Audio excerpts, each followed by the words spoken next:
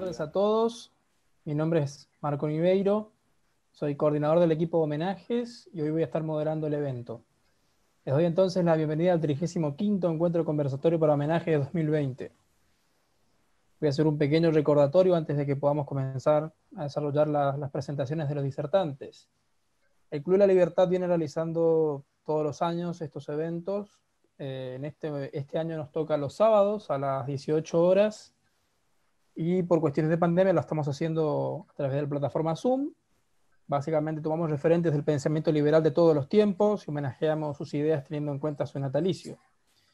También les voy a recordar que pueden solicitar un certificado que es gratuito para los socios y que tiene un costo de 200 pesos para los que no lo sean. Los socios lo pueden pedir a través de un formulario y el resto lo pueden solicitar a través de nuestras redes sociales. También les recuerdo los beneficios que poseen los socios del club, como por ejemplo 20% de descuento en la compra de libros. Bien, el homenaje que nos convoca en el día de la fecha es Ludwig von Mises. Voy a hacer una pequeña contextualización antes de pasar a las presentaciones correspondientes. Mises fue capaz de demostrar, por un lado, que la expansión de los mercados libres, la división del trabajo y la inversión de capital privado es la única vía posible para la prosperidad y el florecimiento de la raza humana. También, que el socialismo sería desastroso para una economía moderna porque la ausencia de propiedad privada, de tierra y de bienes de capital impide cualquier tipo de precios racionales o estimación de costes. Y no menor, que la intervención pública, además de obstaculizar y perjudicar al mercado, resultaría contraproducente y acumulativa, llevando inevitablemente al socialismo, salvo que se derogaran toda la gama de intervenciones. Ludwig von Mises fue uno de los economistas y filósofos sociales más notables del siglo XX en el curso de su larga y muy productiva vida. Desarrolló e integró una ciencia deductiva de la economía basada en el axioma fundamental de que los seres humanos actúan intencionadamente para alcanzar objetivos deseados. Aunque su análisis económico estaba en sí mismo libre de valores, en el sentido de que eran irrelevantes los valores defendidos por los economistas, Mises concluía que la única política económica viable para la raza humana era una política de laissez-faire, sin restricciones, de mercados libres y de un ejercicio sin intromisiones del derecho a la propiedad privada, con un gobierno estrictamente limitado a la defensa de la persona y la propiedad dentro de su área territorial. Manteniendo estas opiniones, ateniéndose a la verdad indomablemente ante un siglo cada vez más devoto del estatismo y el colectivismo, Mises se hizo famoso por su intransigencia en insistir en un patrón oro no inflacionista y en el laissez-faire. Quisiera convidarlos con un breve video para poder complementar esta introducción.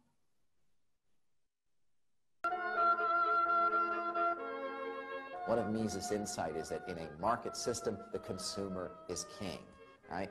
Who determines what businesses produce? Who determines in what quantities goods are produced or services are produced?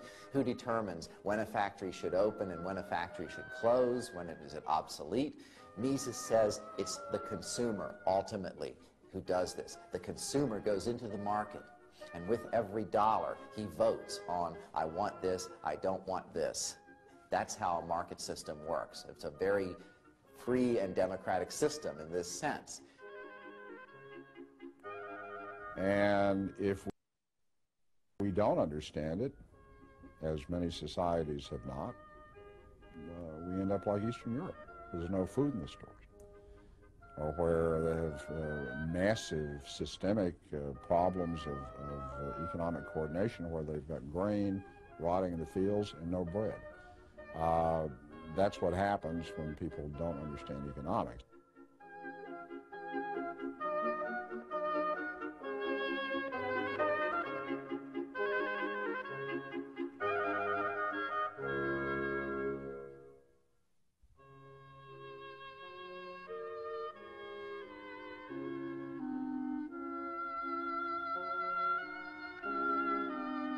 Ludwig von Mises, an Austrian economist, became this century's most uncompromising champion of individual liberty.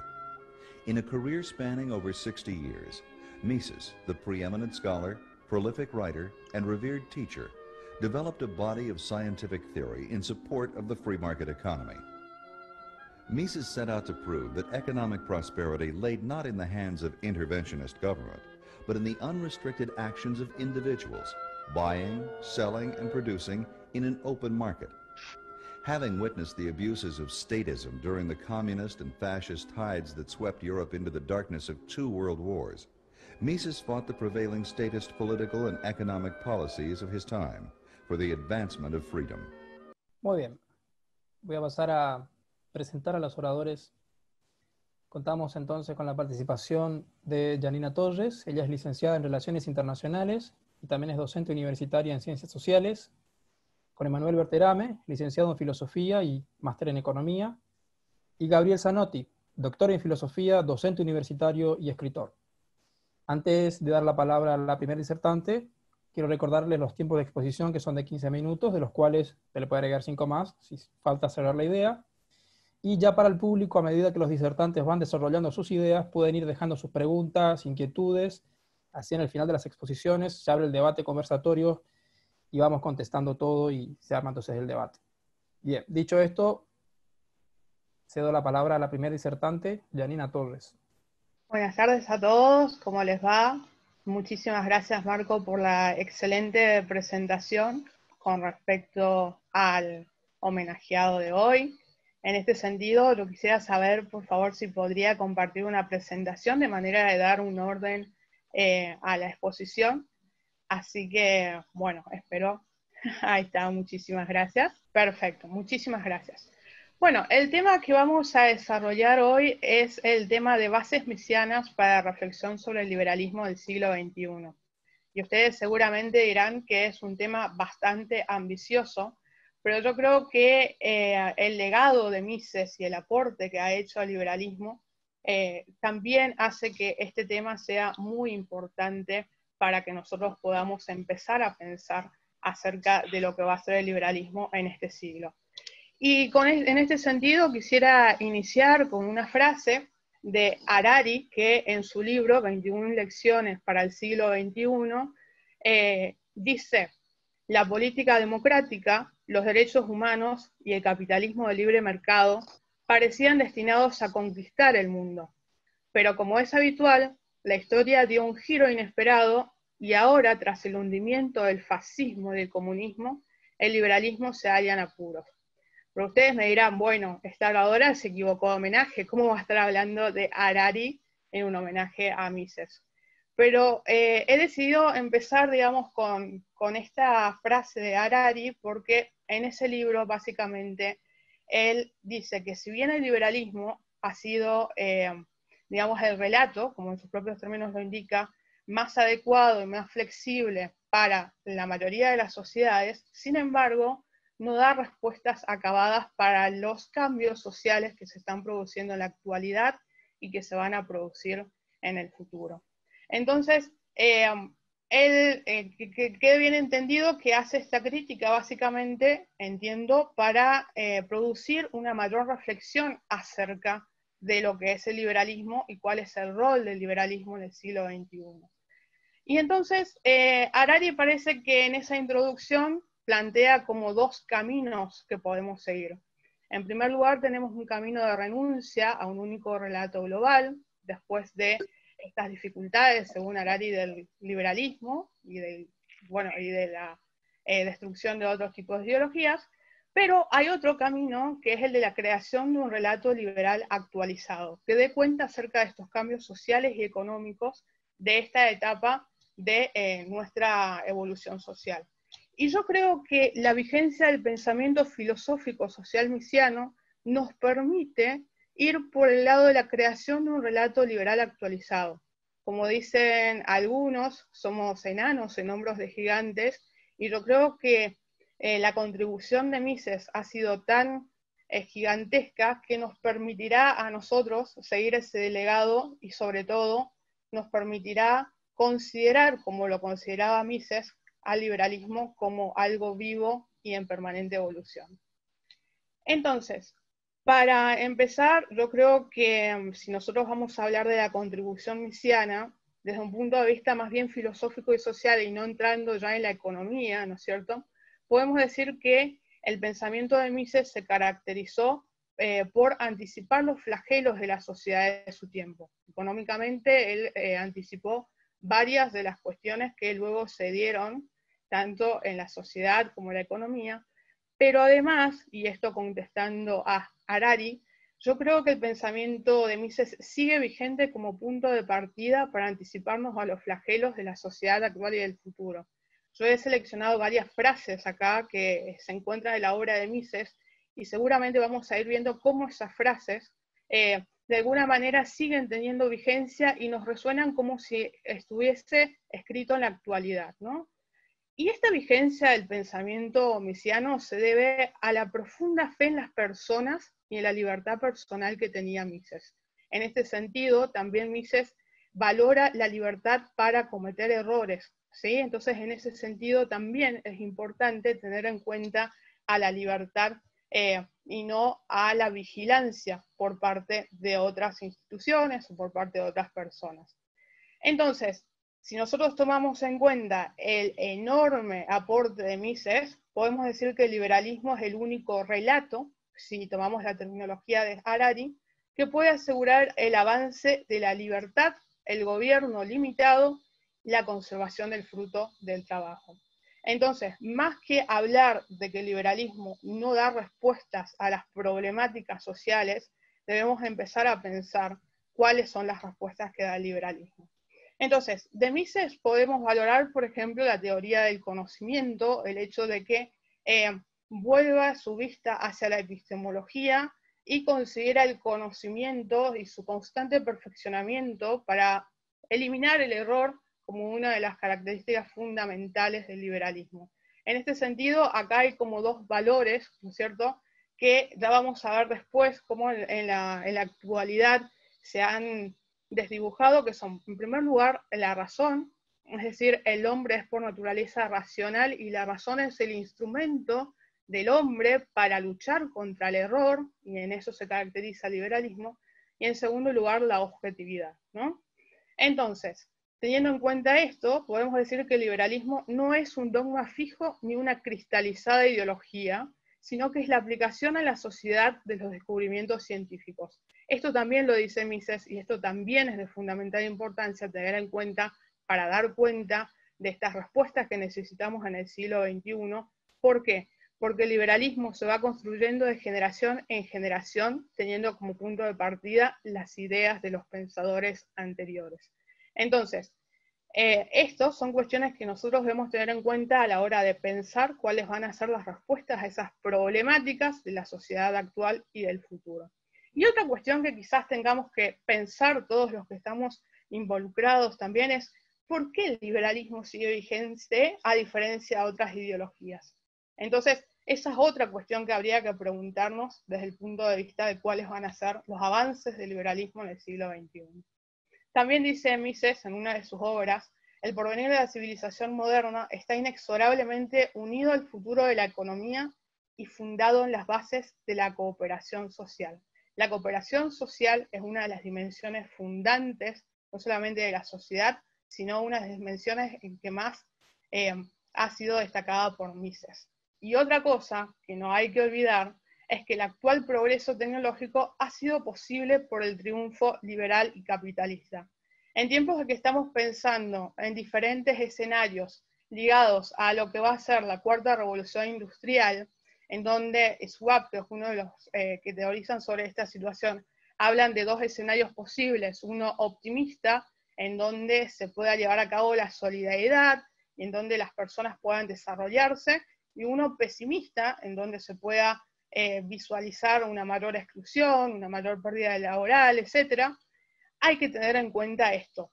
Fue el triunfo liberal y capitalista el que ha producido el desarrollo tecnológico. Es más, Mises lo dice, el capitalismo es el padre de la tecnología. Entonces, evidentemente, es en el liberalismo, y sobre todo en el liberalismo de Mises, en donde vamos a tener las bases fundantes para encontrar esas respuestas que estamos buscando.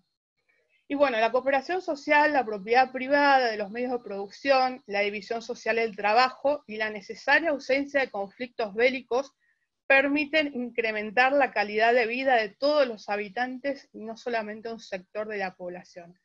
Ahí puse la necesaria ausencia de conflictos bélicos, es decir, obviamente los conflictos bélicos se siguen sucediendo, se van a suceder, pero Mises lo que aboga es justamente en un clima de paz para dar el contexto necesario para que se produzca esta cooperación social y el desarrollo del liberalismo.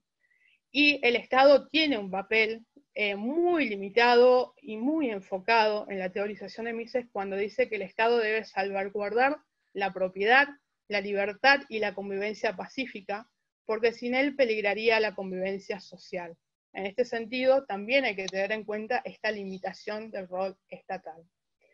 Y bueno, ya en la época de Mises se hablaba por algunos autores de las perspectivas sombrías para el liberalismo. Esto que Harari está viendo para el siglo XXI, ya en la época de Mises ya existían estos autores, incluso él lo explicita. ¿Y qué se puede responder ante esto? La base fundante de la sociedad es el principio de libertad. No hay que limitar el poder de decisión del hombre. Y entonces, mientras exista liberalismo, va a existir un campo de acción para el incremento del nivel de vida de la humanidad. Pero el liberalismo, también advierte Mises, depende de la aceptación integral de sus principios por los ciudadanos. Y esto es algo que Mises defendía con su particular intransigencia, como la decía Marco anteriormente, que es el hecho de aceptar de manera integral los principios del liberalismo. Y otra cosa que hay que tener en cuenta, que ya Mises ya anticipaba y que ahora quizás es más importante aún, es la responsabilidad, en el sentido de responder por las consecuencias de las cátedras universitarias, el púlpito y los medios de comunicación en la difusión de ideas. En la época de Mises era la radio, el periódico, etc. Pero ahora esta advertencia de Mises logra tener mayor actualidad en cuanto a la convergencia de medios en Internet ha llevado que el poder de los medios de comunicación sea mayor, y en este sentido, como hablábamos de la razón y la objetividad como valores fundamentales de Mises, ahora tenemos cuestiones tales como la posverdad, en donde se da mayor importancia a una concepción subjetiva de verdad, y sobre todo el poder de las fake news y cómo nosotros podemos contrarrestar a estas falsas noticias, ¿no? Entonces, este problema de las cátedras universitarias, esta responsabilidad más bien de las cátedras universitarias que se sigue discutiendo aún hoy, y de los medios de comunicación, siguen teniendo vigencia en el siglo XXI, y por eso podemos decir que la obra de Mises es totalmente actual. Y por último, para ir cerrando, les quería dejar con algunas frases de las obras de Mises, sobre todo para que ustedes puedan escuchar al autor en sus propias palabras, ¿no? Dice: la vida nunca está en reposo, la economía jamás se detiene, es permanente el cambio, el movimiento, la innovación y la aparición de imprevistas situaciones. Bajo el sistema capitalista, por lo general, debido al rápido progreso del nivel de vida que él mismo provoca, y en este sentido hay que enfatizar, el capitalismo provoca el progreso del nivel de vida, el desarrollo es tan rápido que es preciso que la gente sepan acomodarse a las correspondientes mutaciones. Y acá también hay una clave para responder a Harari. Yo creo que las gentes van a saber acomodarse a las mutaciones, teniendo en cuenta que tenemos desarrollos teóricos previos para poder seguir reflexionando acerca del aporte del liberalismo en el siglo XXI. Hay algunos, y esto también es algo que se daba en la época de Mises, porque él lo explicita en una de sus obras, que bregan por una mayor tranquilidad, por una mayor paz, por dejar un poco de lado todo lo que tiene que ver con la evolución de la tecnología, pero el punto es que Mises a eso responde que la naturaleza del hombre social como ser racional tiene como objetivo la prosperidad y la mejora de su estado personal. Es decir, que esta evolución tecnológica no necesariamente tiene que ir en contra de la naturaleza humana, porque esa es la naturaleza humana y justamente eso es lo que nosotros debemos propender, ¿no es cierto? Entonces, el liberalismo pretende llegar al fondo de la verdad, abusando sin descanso las correspondientes armas dialécticas, por ver si algún día la gente llega a entender las cosas, y por tal vía, la única posible, al final, indudablemente prevalecerá. Esto nos habla de la confianza en la libertad, la confianza del liberalismo de Mises, que es algo que también hay que rescatar por parte, sobre todo, de la juventud en la actualidad. Todo lo que ocurre en el mundo social de estos días es el resultado de ideas, las cosas buenas y las cosas malas. La evolución social que estamos viviendo y que seguramente vamos a vivir en la cuarta revolución industrial fueron ideas. Entonces, si necesitamos modificar las cosas, también necesitamos modificar o tener en cuenta las ideas. Lo que se necesita es combatir las malas ideas. Las ideas, y solamente las ideas, pueden llevar luz a la oscuridad. Y creo que ese es el mensaje que me gustaría dejar hoy. Es decir, frente a las críticas del liberalismo con las que iniciamos hablando de Harari, yo creo que tenemos un gran acervo, y sobre todo dentro de la obra de Mises, para tratar de pensar cuáles van a ser las respuestas del liberalismo ante estos cambios sociales. Pero para eso necesitamos responder al llamado misiano que nos dice lo siguiente: si en esta hora de decisión faltan los hombres idóneos, entonces la ruina de nuestra civilización es irremediable. Entonces el mejor homenaje a Mises que podemos hacer cuando estamos celebrando este homenaje, valga la redundancia, es justamente tratar de ser esos hombres idóneos para tratar de hacer nuestra civilización lo mejor posible. Muchísimas gracias. Perfecto, muy buena disertación. Tiene la palabra el segundo disertante, Emanuel Berterame. Buenas tardes para todos primero. Yo voy a tocar un tema específico de la teoría misiana que fue compartida en sí por varios autores de la Escuela Austríaca de Economía, pero Mises tuvo sus valiosos aportes en la misma. Estoy hablando de la teoría del ciclo económico en la Escuela Austríaca. Esta teoría, si bien, digamos, para hacer un pequeño resumen primero de lo que sostiene, hace mucho hincapié en lo que es la intervención del Estado en la política monetaria. ¿Por qué razón? Porque cuando el Estado expande artificialmente el dinero o el crédito, es decir, cuando no hay respaldo, esto tiene sus consecuencias en la economía. Y bueno, justamente es esta teoría la que se ocupa de explicarnos el por qué se da. Bueno, paso a explicar, digamos, antes que nada, una serie de conceptos que vamos a manejar.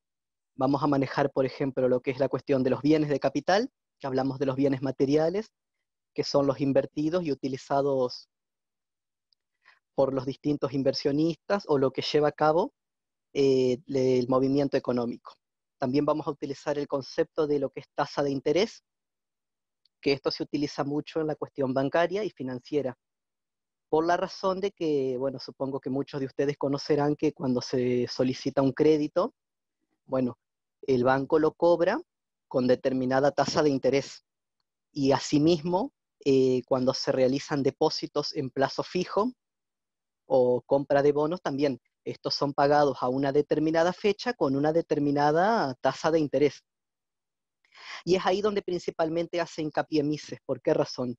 Porque el Estado, mediante el Banco Central, tiende a fijar coercitivamente el porcentaje de esta tasa de interés.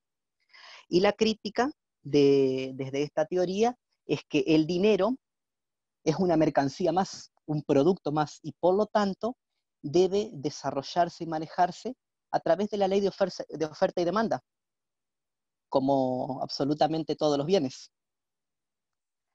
Antes de continuar desarrollando cómo esto impacta en los precios y en las demás cuestiones económicas, voy a hacer un pequeño antecedente sobre lo que tuvo esto, digamos. En sí, la escuela austríaca no fue la que desarrolló primeramente esta teoría. Esto se desarrolló primeramente en la España del siglo XVI, unos teólogos morales que se agruparon en lo que se conoce como la Universidad de Salamanca. Fue allí, en esas cátedras, donde primeramente se trató el tema del dinero y su consideración como producto. Brevemente voy a mencionar a algunos autores, por ejemplo, el principal, que fue Francisco de Vitoria, que fue un teólogo, Y él, por ejemplo, argumentaba que el precio justo de cualquier producto es el precio al que se ha llegado de común acuerdo entre productores y consumidores. Y cuando esto se fija por una interacción de oferta y demanda, es el precio justo.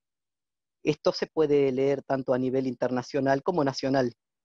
Ahí desde ya está dejando en claro que el gobierno no tiene que tener ningún tipo de interferencia en el tema precios. Otro de ellos fue Martín de Azpilicueta, que también, digamos, perteneciente a la misma universidad, y él, por ejemplo, señalaba que vender a un precio superior al oficial no es, digamos, no es nada ilegal cuando es acordado por las partes que participan, valga la redundancia. También este autor fue el primero que sostuvo que la cantidad de dinero es lo que más influye a la hora de determinar un determinado poder adquisitivo. Y por ejemplo, también basándonos en esta teoría, podemos ver que para que una moneda establezca su precio correcto en comparación con otras, hay que intercambiarla entre los beneficios. Y esto es un gran hincapié porque para esos tiempos, la Universidad de Salamanca es una universidad católica, de la Iglesia Católica.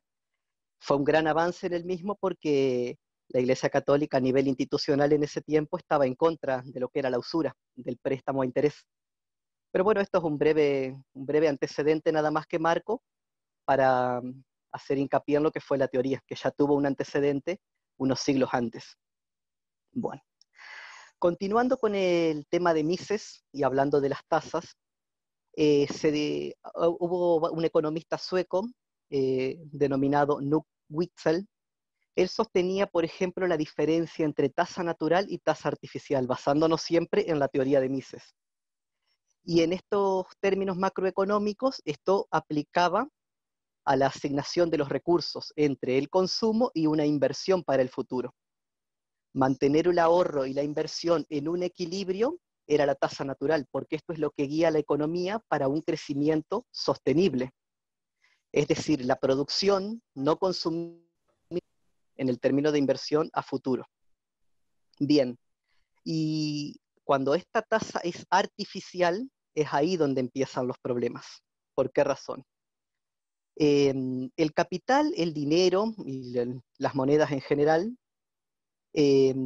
su precio, al estar fijado por una política estatal, por una política económica, transmite consecuencias a veces al presente y a veces a futuro. ¿Por qué razón? Porque si cuando el Estado, ustedes más de una vez habrán escuchado, ¿no?, que el Estado utiliza la maquinita, o que imprime, o como decimos entre nosotros, no vulgarmente, le da la maquinita para sostener el gasto público. Y bueno, eso tiene mucha relación con esto, porque con el tiempo ese dinero que es artificial, al no tener respaldo, deriva en una de las tantas consecuencias que puede derivar, es una hiperinflación. Y en el tema, digamos, y bueno, eso con todas las crisis que puede llegar a conllevar, ¿no? También, digamos, él era un gran opositor en ese sentido al Banco Central. ¿Por qué razón? Porque son los bancos centrales los que se dedican a esto, a fijar mediante decretos, resoluciones o como guste llamar, a fijar el precio de la tasa de interés. Hay una frase muy interesante de Mises que dice: la única forma de evitar con certeza el riesgo de insolvencia es sencilla. Las obligaciones de pago de los bancos no deben nunca vencer antes que sus derechos de cobro correspondientes. Eso hace hincapié más que nada en lo que dije hoy anteriormente, porque dando el ejemplo del plazo fijo, sin ir más lejos, supongo, un plazo fijo es una cantidad de dinero que uno deposita en un banco a un determinado plazo, puede ser a tantos días, a meses, a años. También se puede dar en la compra de bonos a futuro, ¿no? Y la única forma, cuando Mises dice que la única forma de evitar el riesgo de insolvencia es cuando esto ha sido cobrado correspondientemente. Porque al pasar los 30 días, actualmente, al pasar los 30 días en un banco aquí de Argentina, los intereses son depositados directamente en la cuenta, en este caso del propietario del plazo, ¿no? Pero este proceso está coartado. ¿Por qué razón? Porque no siempre esto fue cobrado ya por el banco anteriormente. Y ahí, en el caso, digamos, de cuando se empiezan a sumar Los que reclaman su interés, reclaman su pago o corresponde pagarles. Si anteriormente no se cobró, se deriva en una insolvencia total. No sé si me explico. Además de eso, también, digamos, hay que tener en cuenta lo que impacta en el tema, o mejor dicho, cómo la política utiliza esto. ¿Por qué razón?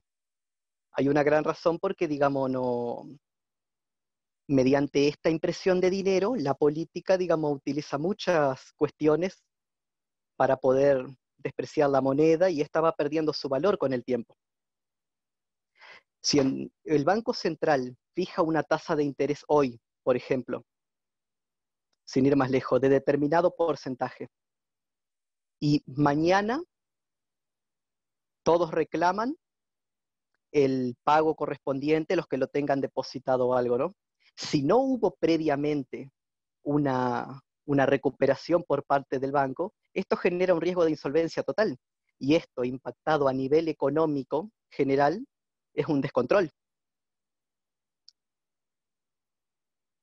No sé si soy claro. Y a la vez, también, con la pérdida del poder adquisitivo, del dinero que se va prestando, con el tiempo, se van elevando las tasas de interés. Pero, ¿qué es lo que pasa ahí? Esto es una gran ilusión, porque las tasas de interés, al elevarse, se van elevando junto con la inflación. Y ahí se descubre una gran mentira en una ilusión monetaria, porque dichas inversiones no terminan siendo rentables.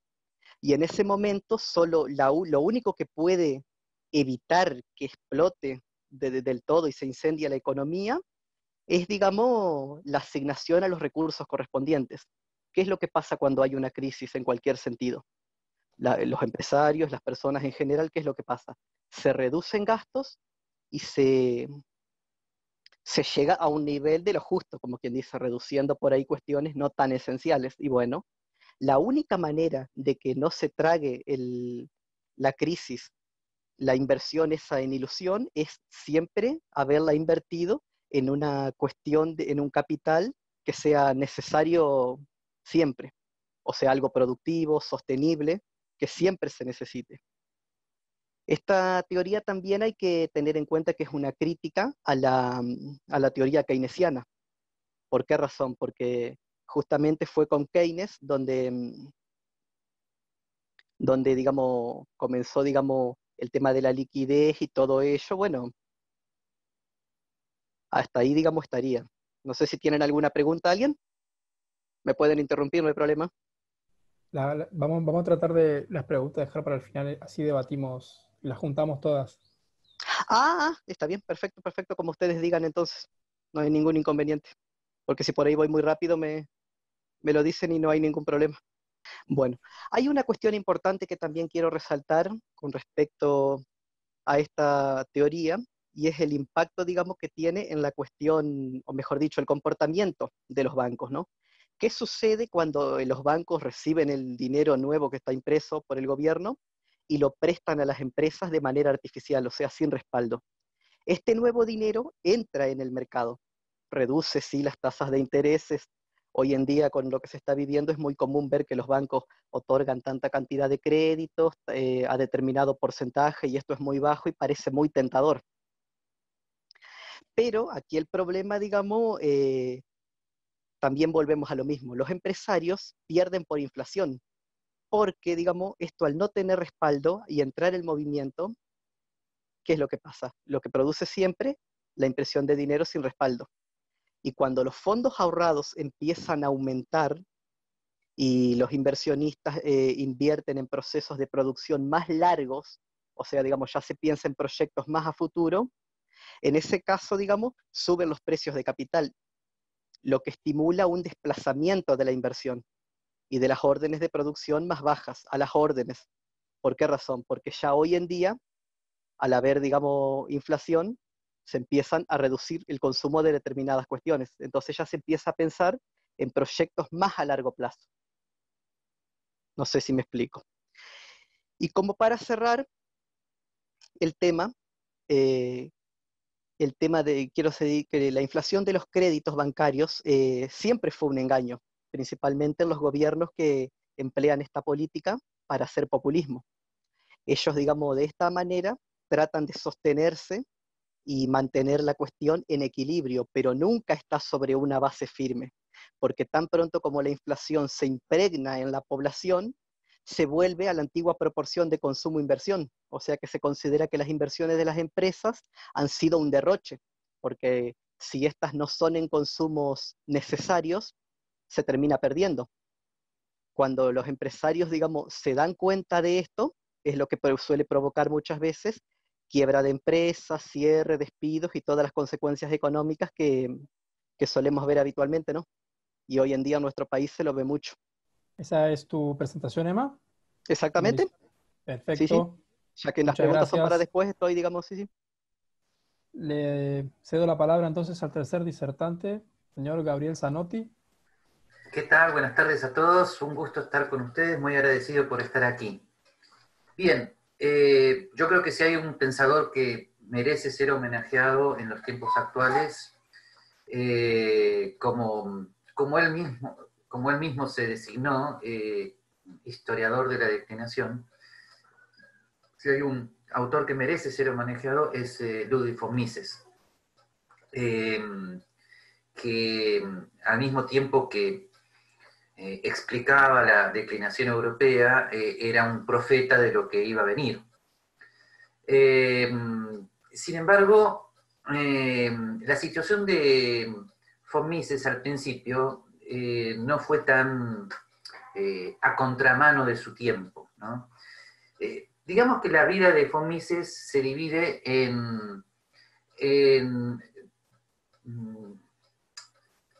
a grosso modo en dos épocas fundamentales, el periodo europeo y el periodo post-europeo en los Estados Unidos.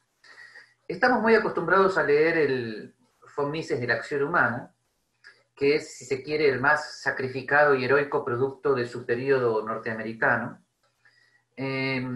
Pero es interesante ver cómo fue la vida y la obra de von Mises en su periodo europeo. By the way, su periodo norteamericano es de sus 60 años en adelante, ¿no? Y fue un periodo muy largo y muy fructífero, lo cual es una muestra de su heroísmo y su perseverancia, ¿no? Pero previo a eso, en Europa, él había sido bastante bien considerado, si se quiere, antes del impacto keynesiano. Si el hospedador me permite, voy a tratar de compartir pantalla. Ah, veo que sí, que me permite, muy bien. ¿No? En este pequeño slide que estoy colocando aquí, fíjense, ¿no? Fíjense las características de la etapa europea, ¿no? Von Mises, que había nacido en 1881 en Lemberg, ¿no? Ya en 1912 publica su primer gran libro que tiene que ver con la teoría de la moneda y el crédito, conforme a la excelente exposición de Emma, ¿no? Y de esa manera ya en 1912 se constituye en uno de los principales economistas monetarios de su tiempo. Y es muy respetado en ese sentido. O sea, al principio la teoría del ciclo es bien recibida, la teoría monetaria y la teoría del ciclo es bien recibida, y es como una advertencia más contra las travesuras de los gobiernos. O sea, las teorías de la moneda y el crédito de von Mises contribuyeron a que las aventuras inflacionarias de los gobiernos fueran solamente aventuras demagógicas, pero la mayor parte de los economistas advertían contra ellas. También von Mises tuvo mucho renombre e importancia en el debate sobre el cálculo económico en el socialismo. Los socialistas de cátedra europeos, Angie Dickinson, Oscar Lange, le contestaron, pero con mucho respeto, diciendo que él había puesto el dedo en la llaga, que ellos le iban a responder, pero que él había puesto el dedo en la llaga de la cuestión más importante del análisis económico del socialismo. Y no tuvo un debate con Keynes igual que Hayek, no se conocieron, si se quiere, fue un debate más lejano, más ácido, ¿no? Von Mises es citado por Keynes al final de su libro del 36, diciendo prácticamente que él no entendía por qué von Mises decía lo que decía, y bueno, y Mises, con esa ironía que le costó algunas cositas, le respondió más adelante, ¿no? Que sí, claro, ¿cómo no lo iba a entender si Keynes mismo había confesado que no podía leer alemán? Así que tengan en cuenta que esa diferencia de lenguas pesaba mucho en ese momento. Y por lo demás, el tema epistemológico en ese momento no era tan importante en la vida de von Mises, porque él se movía en un ambiente que ya, el ambiente germanoparlante no tenía las mismas características en cuanto a teoría del conocimiento de los ambientes angloparlantes, o sea, se movía en un ambiente más afable a la consideración de la historia, la filosofía, como fundamento de las ciencias sociales en general. Ahora, en 1934, von Mises decide autoexiliarse de su amada Viena y se va a Ginebra, al Instituto de Relaciones Internacionales de Ginebra, con la ayuda de su amigo Wilhelm Rock, donde tiene su única cátedra rentada full time en toda su vida. Fue muy injusto todo lo que le sucedió a von Mises en toda su vida, ¿no? Ahí enseña economía y ahí escribe la primera versión de su Tratado de Economía en la Acción Humana. Es relativamente poco conocido que von Mises tuvo que, bueno, frente a la suposición relativamente razonable de que Hitler iba a invadir también Suiza, von Mises huye, pero no justamente con grandes comodidades. Huye por tierra de Ginebra hasta Portugal. En Portugal tiene que tomar un barco que lo lleva a New York. Los nazis llegan al puerto de Portugal buscándolo con nombre y apellido, y llegan 2 días después de que el barco había zarpado. 2 días después, o sea que estamos hablando de él por 2 días. Y en Estados Unidos no es bien recibido, ¿no? O sea, no es bien recibido en Estados Unidos, nadie lo conocía, lo fueron a recibir solamente 4 personas, ¿no? El heroico fundador de la Foundation for Economic Education, Leonard Read, ¿no? Que ahí lo tienen arriba en el centro, ¿no? Henry Hazlitt, que lo tienen abajo, ¿no? A la derecha. Y los otros 2 únicos que lo conocían eran Hans Engels y Alfred Schutz, que había sido discípulo de él, de su seminario privado en Viena. Y nada más, ni nadie más. Con mucho esfuerzo, sus amigos logran que primero la Fundación Volcker y luego la Rockefeller Foundation le financien una humilde beca de investigación. Recién en 1945 logra estar como visiting professor no rentado en la Universidad de Nueva York, donde él reinicia heroicamente su seminario de economía cada 15 días. Ahí en ese seminario es donde, entre muchos, la verdad eran pocos los que iban a escuchar su seminario. Entre esos pocos estaba Mary Rothbard, arriba, a la derecha, y Israel Kirzner, abajo a la izquierda. Acá sus ubicaciones no tienen ningún significado ideológico, ¿no? Bien, que son sus, diríamos, 2 principales discípulos, que gracias a ellos se produce The Austrian Revival de la escuela austríaca en los Estados Unidos en 1974, un año después de que Mises muriera. O sea, su situación en Estados Unidos fue de gran soledad, porque la Acción Humana tuvo mucho éxito de ventas, pero fuera de los ambientes universitarios. O sea, él tuvo muchos amigos muy dignos en la Foundation for Economic Education, lo invitaron a México, ¿no? Donde estuvo 3 semanas, donde surge la versión española del libro El Socialismo, pero los ambientes universitarios o lo ignoraban o lo despreciaban. Y fíjense que eso continuó así mucho tiempo, sigue siendo todavía hoy, pero así, pero bueno, pero lo que quiero decir es que él murió un año antes de que se produjera el revival de la escuela austríaca, lo cual sin Mises no hubiera sido posible. Todo esto es así porque el ambiente cultural angloparlante en ese momento era totalmente proclive al positivismo en ciencias sociales, de esto podemos hablar después, pero obviamente eso implicaba que a von Mises lo miraran como un marciano total cuando se ponía a hablar de los fundamentos filosóficos de la economía como algo fundamental para la economía, como algo sin la cual la economía no se podía entender, ¿no? Los ambientes positivistas que suponen erróneamente que las ciencias sociales son meras enumeraciones de facts y modelización y nada más, bueno, no lograban entender nada de lo que von Mises decía. Entre ellos se encontraban los economistas de Chicago, ¿no? Con los cuales von Mises no tuvo ningún contacto porque los chicagenses consideraban que lo que von Mises hacía no era economía. Por supuesto, Estados Unidos ya estaba en el famoso New Deal. Von Mises era totalmente contrario a la intervención del Estado a nivel monopólico en materia de salud, seguridad social y educación. Así que, y por supuesto, ya la economía norteamericana era muy dominada por el keynesianismo, al cual von Mises se oponía, pero de manera obvia para él, ¿no? El keynesianismo es exactamente el pensamiento de von Mises al revés, ¿no? Es el negativo del pensamiento de Mises.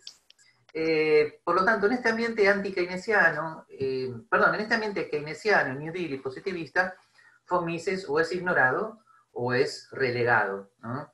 Dicen los biógrafos que la personalidad de von Mises tampoco lo ayudaba mucho. Hay que tener en cuenta que entonces en estos años heroicos él escribe durante 9 años, reescribe totalmente La acción humana, que es un libro que aún hoy es incomprendido, porque este ambiente, New Deal, keynesiano y neopositivista no ha pasado, ¿no? Y esto explica, por último, el amargo tono que tiene su autobiografía, que escribe en 1942, que se llama Notes and Recollection, donde está su famosa frase, donde él dice: pensé en ser un reformador en Europa y tuve que ser un historiador de la declinación, ¿no? O sea que, a pesar de la tristeza que los acontecimientos mundiales le ocasionaban a von Mises, a pesar de su denuncia permanente de todo el intervencionismo, el autoritarismo y el totalitarismo que había llevado a la hiperinflación, al autoritarismo europeo, al nazismo, etcétera, etcétera, a pesar de todo eso, él siguió heroicamente, ¿no? Manteniendo sus principios, escribiendo, pero se sentía, obviamente, un historiador de la declinación, ¿no? Y un profeta de lo que iba a venir. Y hasta hoy, el libro La acción humana sigue teniendo gran actualidad, porque su parte sexta, donde describe todas las terribles consecuencias de las políticas intervencionistas, no solo se siguen cumpliendo, sino que, digamos, el intervencionismo hoy en día es cada vez peor, ¿no? Entonces, Dios sabrá qué vendrá después, pero lamentablemente el futuro anunciado cual profeta de la decadencia por von Mises se sigue cumpliendo. Y termino leyendo las últimas oraciones del libro La acción humana. Quiero aclarar que lo que voy a leer es una traducción muy libre de Joaquín Rey Galviol, ¿no? El inglés es un poco más parco, ¿no? Pero en esta traducción, el final dice así, ¿no? Si los mortales deciden prescindir de tan espléndidos hallazgos y menospreciar las correspondientes enseñanzas, abro paréntesis, se refiere a las de la economía y la praxeología, no por ello acabarán con la ciencia económica, se limitarán a destruir la sociedad y a aniquilar el género humano, ¿no? Fíjense la fina ironía, ácida ironía, ¿no? Con la cual termina el libro en 1949 diciendo: ustedes pueden ignorar todo esto, el resultado va a ser solamente que aniquilarán al género humano. Yo, la verdad, sí, aniquilar todavía no, pero me pregunto, ¿no?, si las circunstancias actuales no son cada vez más esta predicción, ¿no? El estatismo ha llegado a un grado tal, y tal vez en estos momentos donde libertades individuales absolutamente elementales son negadas y denostadas, en estos momentos donde todo el mundo se ha convertido en una gran Unión Soviética, tal vez son los momentos donde todos nosotros deberíamos tener la fortaleza que tuvo von Mises, y así como él se dedicó a escribir, nosotros nos dediquemos a leerlo, a estudiarlo, como una pequeña cosa que nosotros podemos hacer por un futuro deseable, ¿no? Bueno, gracias a todos por su atención. Dejo de compartir pantalla. Bien. Muy Bueno, bien, muchas esto es gracias. Bueno, antes de abrir el conversatorio y que el público haga las preguntas o las inquietudes que quiera expresar, me gustaría aclarar que el Club de la Libertad quiere agradecer a los 3 oradores, a Danina Torres, a Emanuel Berterame y al señor Zanotti por su tiempo, por su esfuerzo, por la participación, por ceder su espacio, básicamente.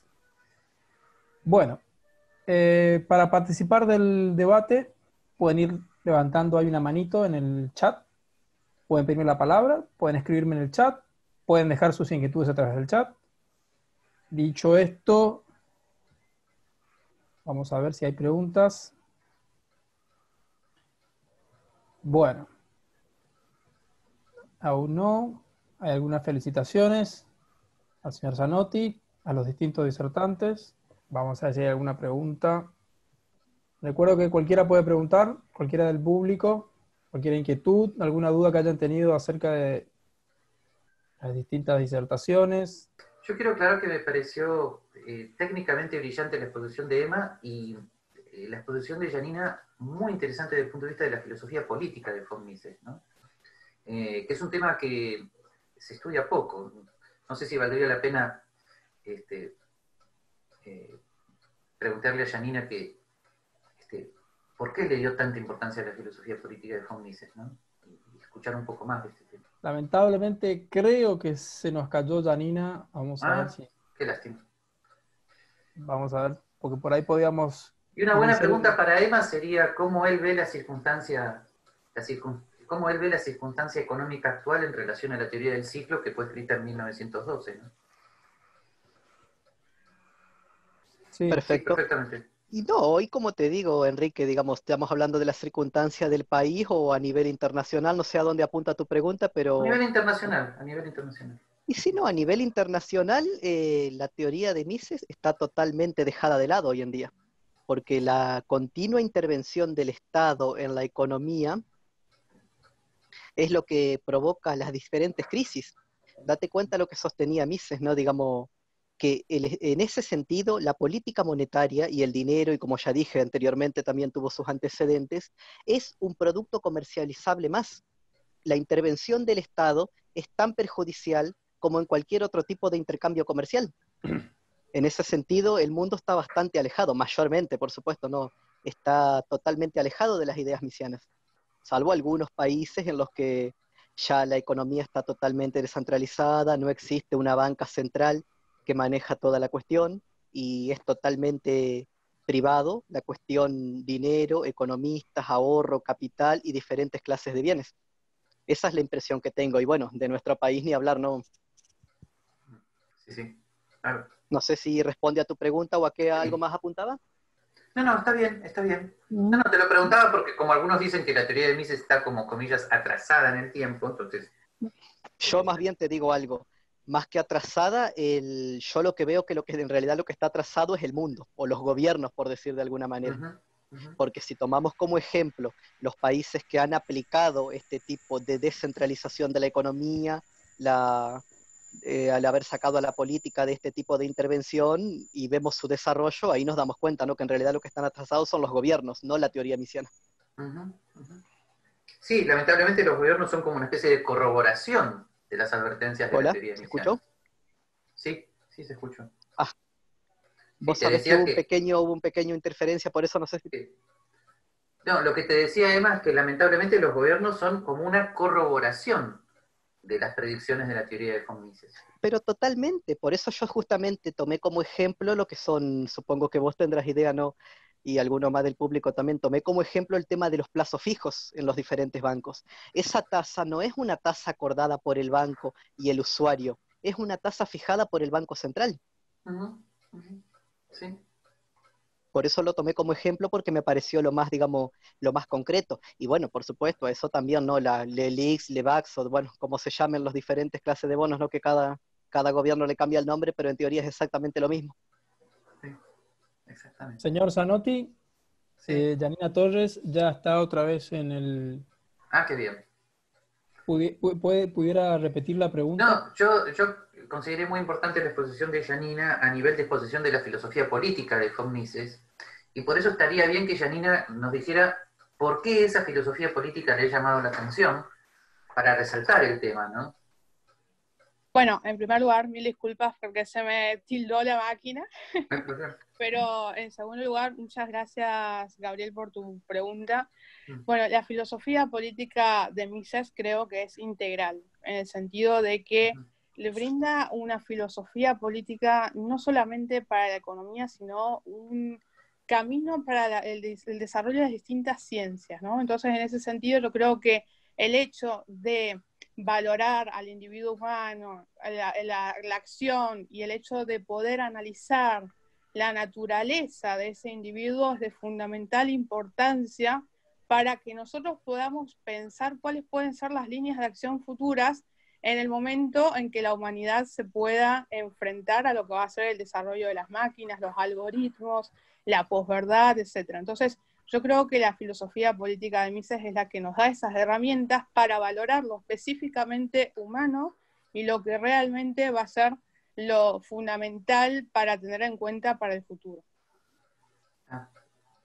Gracias, Janina. Gracias, Sí. Gabriel. Bueno. Carlos Hernández está preguntando si es posible analizar las diferencias entre Mill y Mises. Bien, sí.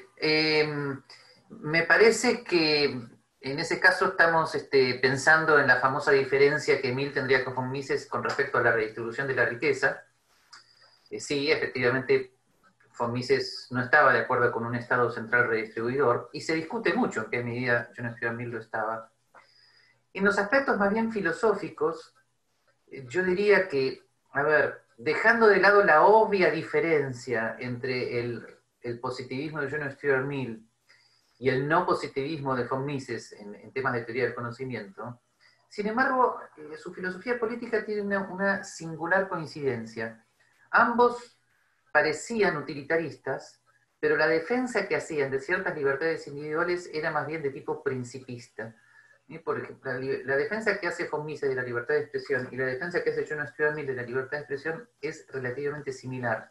Muchos dicen que ellos dos aparecen diciendo que lo hacen por motivos de utilidad, pero sin embargo afirman rápidamente que ninguna circunstancia admite moralmente el límite a la libertad de expresión de ni siquiera una sola persona. Así que en ese sentido los dos son utilitaristas de reglas, de principios, y no, por lo tanto, no caen en un utilitarismo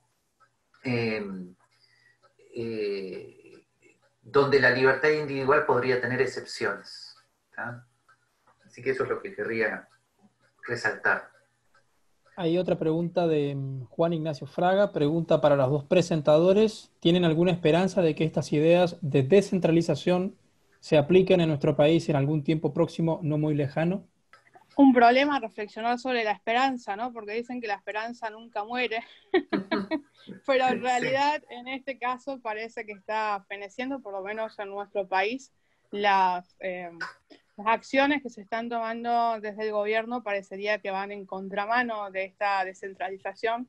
Pero bueno, partiendo de la base de la esperanza también, yo creo que hay que buscar, como decía Mises, que las personas puedan ver de qué lado están las ideas que nos puedan hacer salir de esta crisis, y yo creo que la esperanza en este sentido está en la divulgación de estas ideas y de que podamos responsabilizarnos y hacernos cargo de esa divulgación también, ¿no? Sí, sí.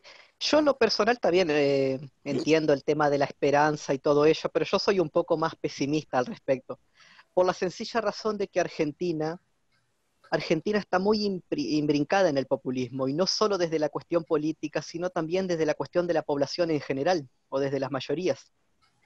Y también otra razón por la que soy bastante pesimista respecto a que se apliquen estas políticas es que se le terminaría el gran financiamiento al gobierno de poder utilizar la máquina para imprimir billetes.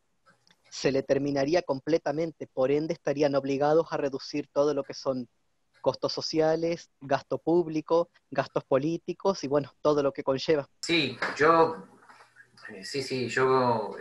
creo que no. A ver, no hay motivos de corto plazo para suponer que va a haber un cambio en Argentina, tampoco en la Unión Europea y en Estados Unidos en cuanto al alto nivel de estatismo que tienen. Incluso la situación norteamericana puede producir mucho pesimismo porque por primera vez en su historia, digamos, por primera vez después de la guerra de secesión, parece como que su pacto político se está quebrando, ¿no? Así que las circunstancias son terribles. Sí, Pero, no, y ahí, si me permitís una acotación, sí. Gabriel, justamente si en la sociedad norteamericana, ¿no? Que tienen otra cultura, todo, está viendo ese problema, ¿qué podemos esperar para Latinoamérica? Sí. En la década de los 80 uno decía, miren Estados Unidos, ¿no? Nosotros somos los tontos de la película, pero allá están bien y la verdad ahora todo el mundo es el tonto de la película. Eso no es Sí, consuelo, ¿no? Ahora, no. de todos modos, a ver, filosóficamente Popper decía, la esperanza del futuro es lo que podemos hacer hoy. O sea, nosotros no somos conscientes, ni tampoco debemos preocuparnos tanto. A ver, no somos conscientes de las semillas que plantamos, pero la mejor manera de plantar semillas es no obsesionarnos por el fruto o el resultado. Así que la vida de Mises es un ejemplo al respecto. Él en las circunstancias más terribles se puso a escribir lo suyo.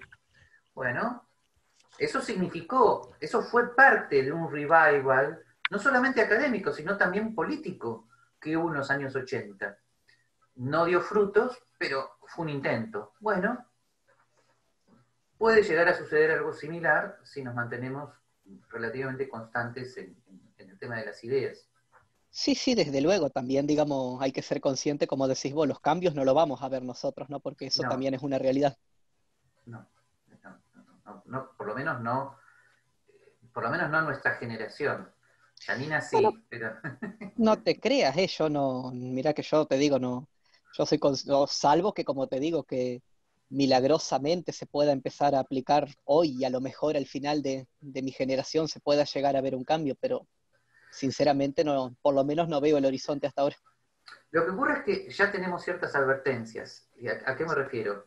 Von Mises siempre decía, sin el apoyo mayoritario no hay sistema político que funcione. Lo decía describiendo el asunto, no instando a que descansemos en la mayoría. Esto lo decía en el libro Liberalismo, y me parece que lo que él quería decir es que sin apoyo cultural no hay cambio posible. Entonces, cuidado con lo que sucedió en Chile. Aparentemente hubo 30 años de transformación pro economía de mercado y sin embargo el marco cultural estaba totalmente en contra y el año pasado vimos el resultado. Entonces, hay que poner primero el cambio cultural y luego las reformas políticas que lo siguen y no al revés. No al revés. Emma, Sí, estoy... Perdón. Ajá. Sí, ¿Me van a hacer una pregunta? sí, no, una pregunta no, pero quiero agregar algo en el sentido Sí. de que sí, a corto plazo es evidente que no vamos a ver los cambios, pero sí somos testigos privilegiados y yo prefiero ser más optimista en este sentido, de que estamos viendo la semilla del cambio. Es decir, me parece que, por supuesto, la semilla tiene que pasar por todo un proceso para que se haga ese cambio, pero el hecho de tomar conciencia de la importancia de estos problemas y de la importancia de las dificultades, ya está en germen un cambio que por supuesto será a largo plazo, pero que no podemos descartar de plano porque me parece que son justamente los jóvenes a los que tienen las manos la posibilidad de llevarlo adelante, ¿no? Entonces, pretendo quedarme con esa idea de la semilla del cambio que seguramente llevará un proceso largo para germinar, pero que tenemos la posibilidad de acompañar, ¿no? Sí, está bien, me Esperemos que sea así. parece, esperemos que así sea, como digo, me gusta el optimismo, ¿viste? Me gusta el optimismo, yo por ahí soy un poco más reaccionario, propiamente dicho. Emma, tenés una pregunta de Paola. Ajá, Según la filosofía de Mises, ¿cómo ves vos la emisión monetaria de Estados Unidos? ¿Qué generó en esta pandemia? ¿Y qué consecuencias posibles ves vos a corto y a largo plazo?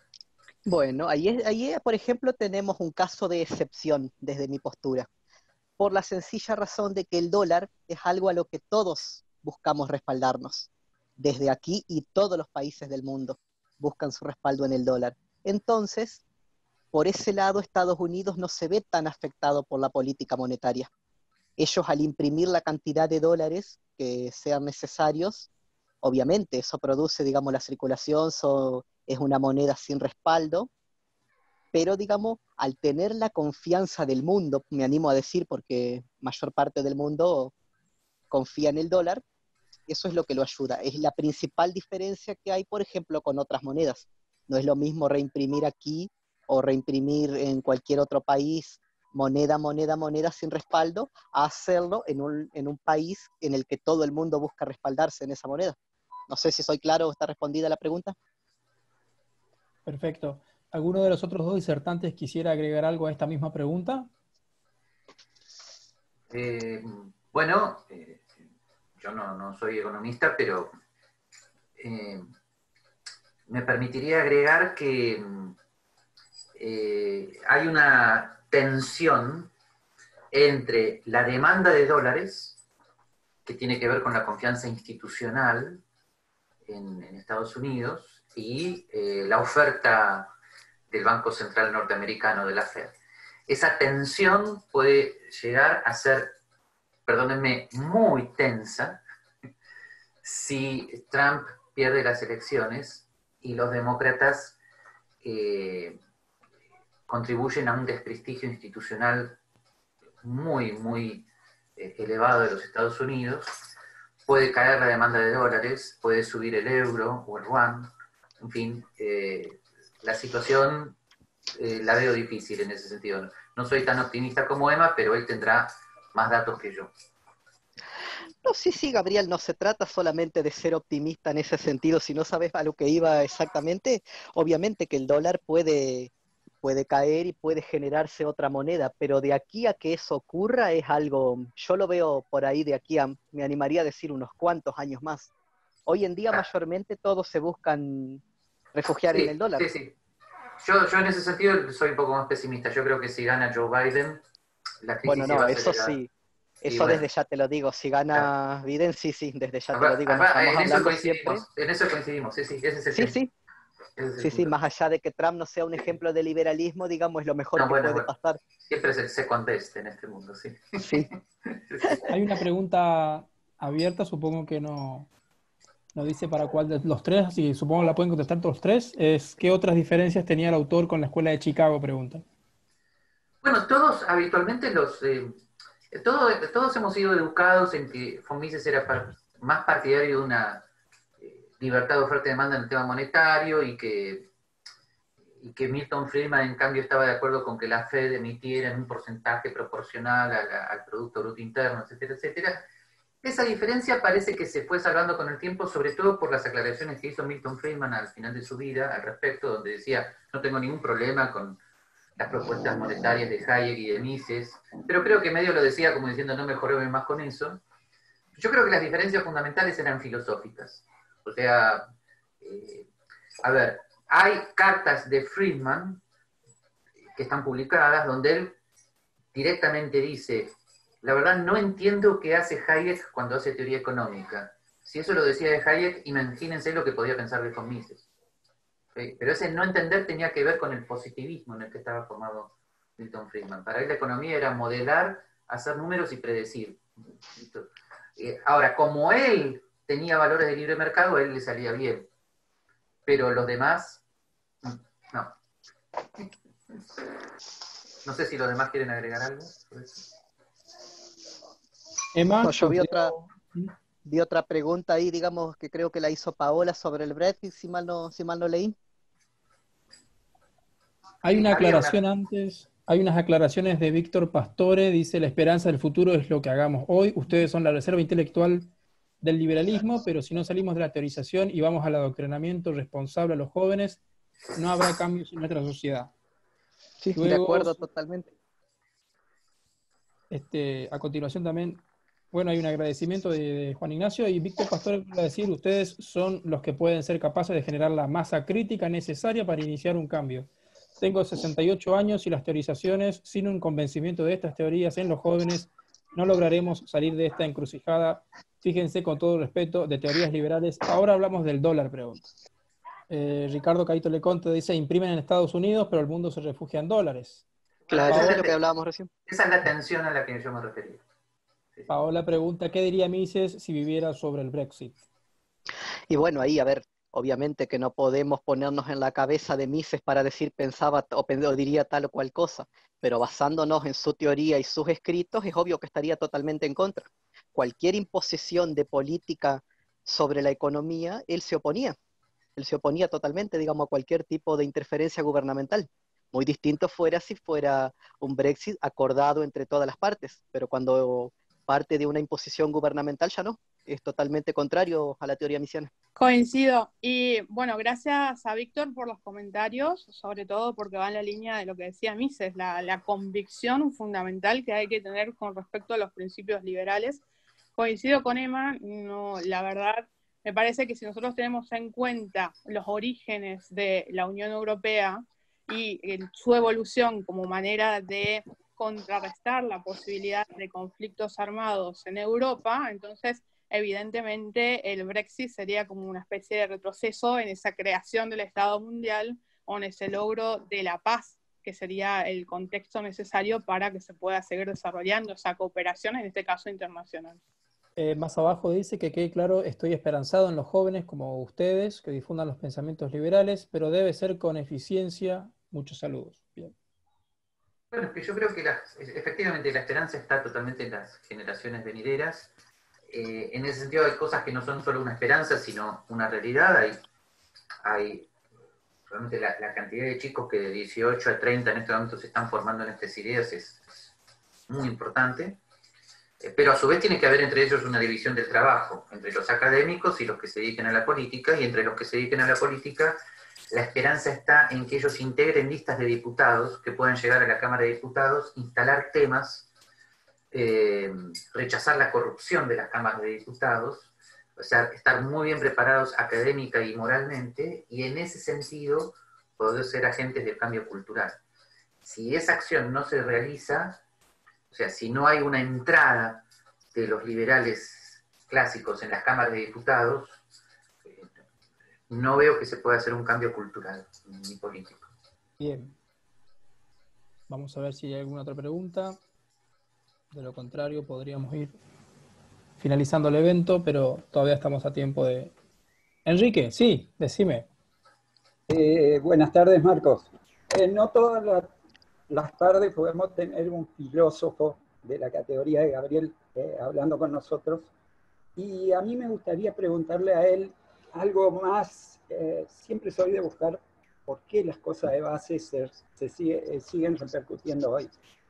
Quería preguntarle qué es o qué piensa él, por qué hoy sigue influyendo la Escuela de Salamanca en el pensamiento liberal, más que él es un filósofo liberal y cristiano, porque encontramos que influye en intelectuales, en temas muy específicos. Por ejemplo, en seguridad influyó en De Molinari, en política influyó en De Hassay, y como bien dijo Emma, en economía influyó sobre Mises. Entonces, ¿qué piensa él? ¿Qué puede destacar de esa escuela para que sepamos de dónde estamos abrevando y de dónde sacamos ideas? Sí, yo creo, gracias por tu pregunta. Yo creo que la importancia de la Escuela de la Salamanca hoy es que la Escuela de Salamanca en el siglo XVI implica de alguna manera la primera vez en la historia que el pensamiento de Santo Tomás de Aquino, 3 siglos después, se concreta en lo que podríamos llamar la modernidad católica.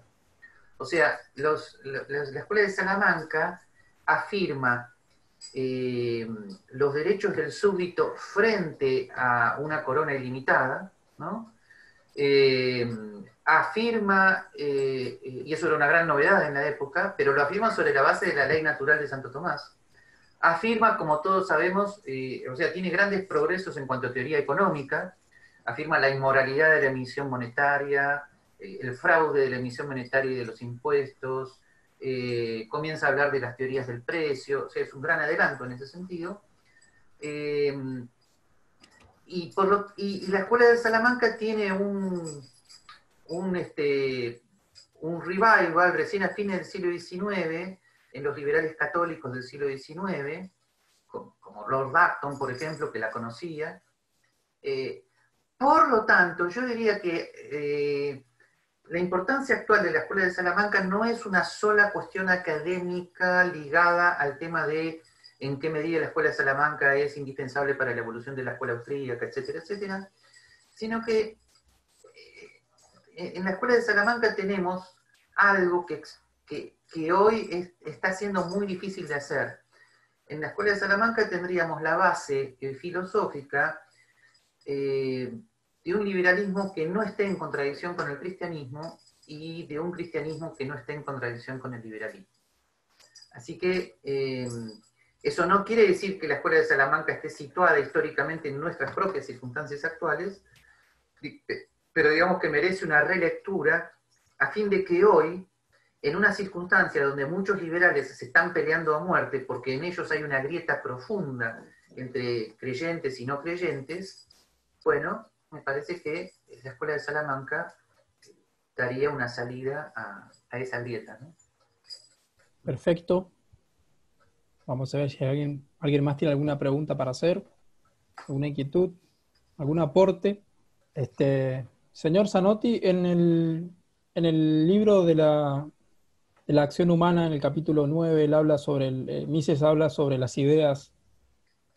Así como toca el papel de las ideas, llega a hablar también de política como un factor de cambio.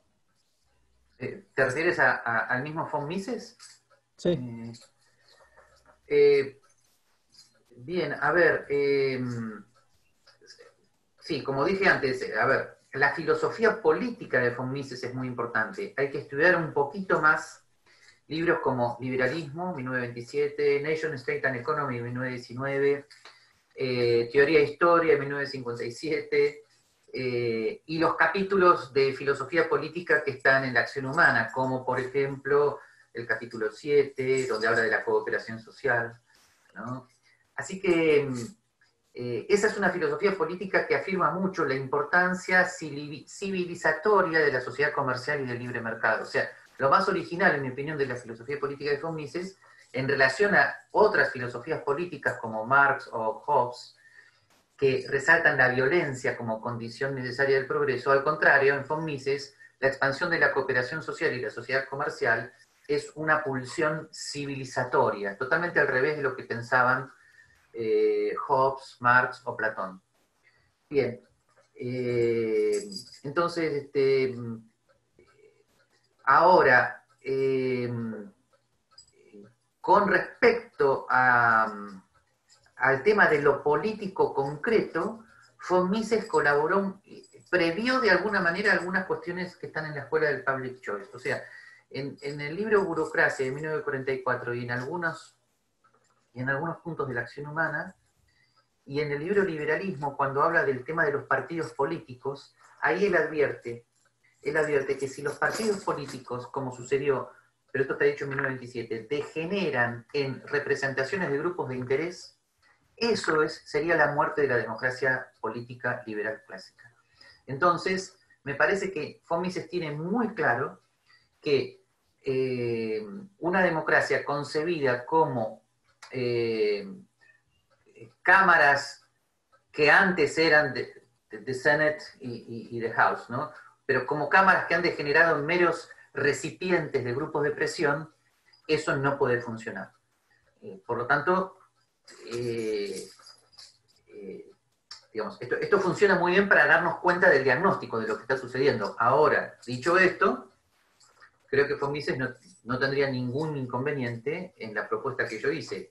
O sea, a ver, esto hay que tenerlo muy claro, lamentablemente. la única manera en que esas cámaras de diputados, que son centros terribles de corrupción y de grupos de interés y de degeneración cultural y política, la única manera en que esas cámaras de diputados y de senadores, porque es lo mismo, cambien, como esas cámaras en sí mismas no son inmorales, porque von Mises era un liberal clásico, no estaba en contra de las funciones específicas del Estado, ni en contra del sistema de división de poderes, entonces es legítimo acceder a esas cámaras y cambiarlas desde adentro. Señalo esta diferencia. No es legítimo, por ejemplo, o sería muy utópico, muy ingenuo decir, voy a ser secretario de Comercio y voy a ser un buen secretario. No, eliminar la Secretaría de Comercio. Voy a ser un buen director del Banco Central. No, eliminar el Banco Central. Pero cuidado, me parece que no sería pertinente decir lo mismo con respecto a una Cámara de Diputados. La división de poderes en sí misma es correcta, por lo tanto, acceder a una Cámara no es inmoral. Ahora, una vez que se accede, ahí sí necesitamos personas muy bien formadas, académica y éticamente, para desde dentro, no solamente plantear nuevas reformas. ¿Qué hay que hacer desde dentro? Uno, generar debate, ¿no? Plantear temas que nadie plantea. Dos, derogar, no legislar, derogar, permanentemente derogar legislaciones en el sentido intervencionista que Hayek le da al término legislación. Y tercero, proponer la reducción de los miembros de la Cámara. Cuarto, reducirse el salario a la mitad, o a un tercio si es necesario. Quinto, no tener asesores, excepto ad honorem. Sexto, escribir uno mismo los discursos, no tener gente que le escriba. Bueno, para todas estas condiciones que estoy planteando, que serían un ejemplo para todos, hay que estar muy bien preparados. Esa es la función que nosotros los académicos debemos seguir haciendo. La esperanza de que gente preparada así acceda a la Cámara. Ustedes me van a decir, eso no sucedió nunca. Sí, Ron Paul fue ese diputado, Ron Paul en los Estados Unidos, y el gran ejemplo moral de Ron Paul es que su oficina estaba vacía. Ningún grupo de presión iba a la oficina de Ron Paul a pedirle lo que él sabía que le iba a decir, eso es inmoral. Así que ahí tenemos un héroe y un ejemplo de lo que debemos hacer. Una excelente respuesta. Bien. Si nadie más... Esto para que los chicos sepan lo que deben hacer en el futuro. Sí, me viene a la memoria liberalismo, yo lo empecé a leer hace poco, y él hablaba de los privilegios en un momento donde él habla justamente de que un juez con conocimiento no es un privilegiado en realidad, como se suele plantear, porque cobra mucho. El libro Liberalismo en 1927 es una joya desde todo punto de vista, ¿no? Así que realmente recomiendo totalmente su lectura, ¿no? Surge una pregunta que es, ¿algún ejemplo en Argentina como Ron Paul? Actualmente no. Yo tengo la esperanza de que, tengo la esperanza, no la esperanza, tengo la, no sé si llamarlo esperanza, ilusión, sueño de que nosotros los liberales, que los liberales se dejen de pelear y que puedan unificar una lista para las próximas elecciones para la Cámara de Diputados, pero si eso no sucede... ¿Y en la historia de la Argentina? Bueno, ahí también no hay que olvidar el ejemplo de Alzogaray, ¿no? Más allá de las críticas que se le pueda llegar a hacer, él fue uno de los principales impulsores de la modernización del Estado, de privatizaciones y, como decía justamente recién Gabriel, de derogar muchas cosas. Tiene toda la razón. Nunca tuvo un acompañamiento mayoritario, es el único inconveniente, pero que lo hubo, teóricamente lo hubo. No, pero Alzogaray como diputado fue un ejemplo de principios. Este es un país tan cruel, justamente, a ver, el peronismo cultural es tan cruel que personas como Alzogaray son denostadas y criticadas. Es un ejemplo de virtudes cívicas, Alzogaray. Sí, totalmente, sí, yo estoy de acuerdo. Sí. Y su paso por la Cámara es un ejemplo de cómo uno se tiene que comportar. No perdió la compostura, no necesitaba escribientes. ¿Está? Ese es el tipo de personas que tiene que llegar. Totalmente, sí, es más, digamos, hay un ejemplo también de esa famosa anécdota, ¿no?, con el periodista, que Alzogaray, cuando el periodista le dijo siempre con las mismas recetas, ingeniero, y él le contestó, es que el problema siempre es el mismo. En Argentina el problema siempre fue el estatismo. Y ha habido otros ejemplos, ahí Carlos Hernández está hablando de José María Ibarria, lo que pasa es que no quiero ser injusto y olvidarme, pero también los dos o tres diputados que acompañaron los dos diputados que acompañaron a Alzogaray en su momento, Armando Rivas pasó por la Cámara de Diputados, ninguno de ellos perdió la compostura, ninguno de ellos perdió los principios, hicieron lo que tenían que hacer. Así que... Sí, no, eso es verdad, por ahí la única, claro, por ahí salta más el renombre de Alzogaray porque fue el único, digamos, al que un gobierno, más allá de un sello totalmente distinto al de él, tomó como plan político, tomó su plan político para implementarlo. Sí, sí, de todos modos eso hay que tener cuidado de no responsabilizar al Alzogaray de los errores que luego cometió Menem, ¿no? No, desde luego que no. Caíto, tenés la palabra. Bueno, buenas noches. Antes que nada, felicitar a los expositores, agradecerle a Gabriel Zanotti que nos esté acompañando en esta noche de sábado con sus exposiciones que son tan claras. Y cuando no tengo hablaban ningún mérito, no tengo ningún mérito. Sí. En las circunstancias me quedo en casa. Pero, está bien, pero bueno, pero te prestás a enseñarnos todos los días, un día más. Pero yo quería dar un ejemplo cuando hablaban de achicar el Estado. Ayer tuvimos una charla en un conversatorio también del Club de la Libertad. Me comprende las generales de la ley, pero es un tema sobre el que estoy escribiendo y quiero que se sepa. En Corrientes hubo un proyecto de reforma del Estado que se llevó a cabo en el año 87 al año 91, que fue el gobierno del Partido Liberal que lideraba mi padre y que tuvo la posibilidad de llevar adelante en Corrientes. Y acá en Corrientes se llevó a cabo una reforma del Estado con privatizaciones de casinos, de consorcios camineros, del Banco de la Provincia, de obras sanitarias, del boletín oficial, de los hoteles de turismo.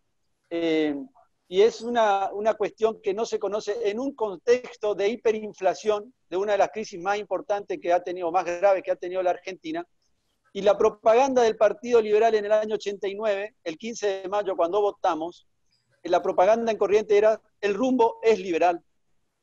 Cuando todavía Menem ni siquiera tenía pensado llevar adelante las reformas pro mercado que la hizo de alguna manera en los años posteriores. Por eso yo quiero reivindicar la importancia de Corrientes en la difusión de las ideas liberales y que en un contexto estatista o socialista en esa época, en Corrientes había un faro de luz para las ideas liberales y se intentó y se lograron muchos éxitos en la disminución del Estado. Sería muy importante que lo escribas todo eso un día, que quede la historia de eso documentada. Como ayer justo hicimos un conversatorio, tuve la oportunidad de hacerlo con mi padre, justamente para que estas cosas queden. Estoy en ese esquema de hacerlo conocer, porque es importante para que sepan que hubo un intento o una acción pro mercado en Corrientes y que tuvo éxito. Y muchas otras cosas se frenaron producto, bueno, de esto, de lo que hablaba Gabriel, de los medios de presión, ¿no? Pero bueno, una idea es para decirle también a los jóvenes que se puede y que tenemos que encaminarnos hacia eso, porque depende de nosotros. Ellos no nos van a dar ningún espacio. Sí, de acuerdo. Así que sería muy importante, sí. Si puedes escribir eso y publicarlo, sería extraordinario. Sí. ¿Cómo no? Con mucho gusto. Un placer estar con ustedes esta noche. Gracias, lo mismo digo. Muy bien, muchas gracias.